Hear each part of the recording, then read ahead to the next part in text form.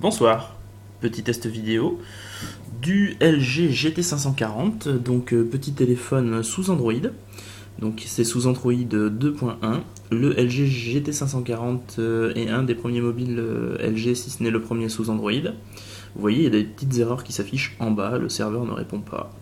Bon, ça, c'est des petites carences d'Android qui sont assez légères quand même, il faut le dire. Donc sous 2.1, comme vous voyez, c'est assez réactif.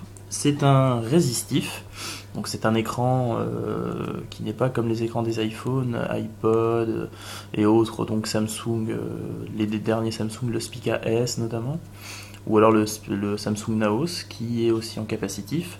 Le résistif, la différence c'est que pour avoir le multitouch, eh bien, vous pouvez vous brosser. Par contre, ce qui est plutôt pas mal, donc le fait que cet Android soit en 2.1, vous avez une réactivité assez intéressante et assez impressionnante. Les applications se lancent relativement bien. Vous avez donc des petits menus assez jolis, c'est personnalisable, contrairement à iPhone OS, qui n'est pas personnalisable qu'en jailbreak, ce qui est un petit peu dommage. Vous avez notamment quelques petits jeux que les fans d'Apple donc reconnaîtront. Angry Bird notamment, qui est totalement jouable sur ce genre de petit téléphone.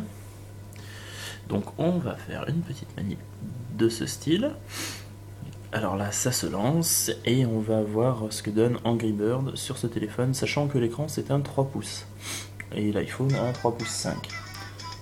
Donc vous voyez, c'est donc Angry Bird, il n'y a pas de secret. Comme vous voyez, je suis une bête un petit peu Angry Bird, je suis au tableau.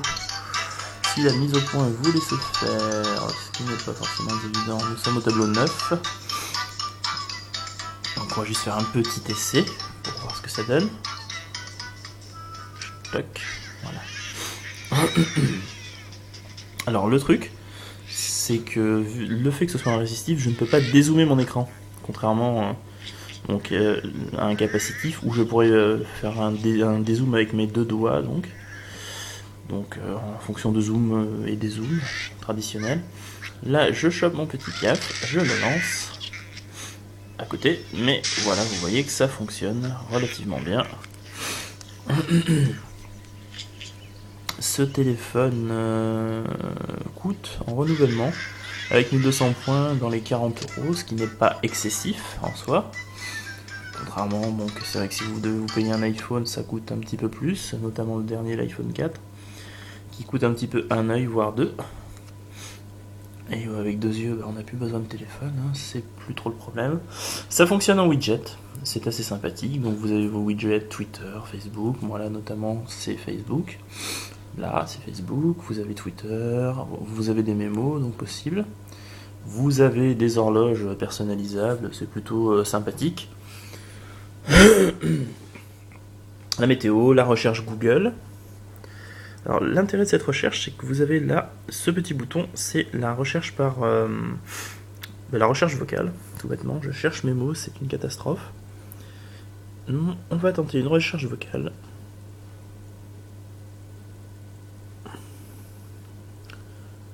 Nous allons donc lui donner quelque chose à chercher.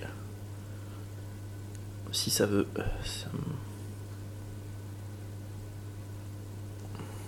Ça marche pas toujours comme on veut. On va dire non-tron.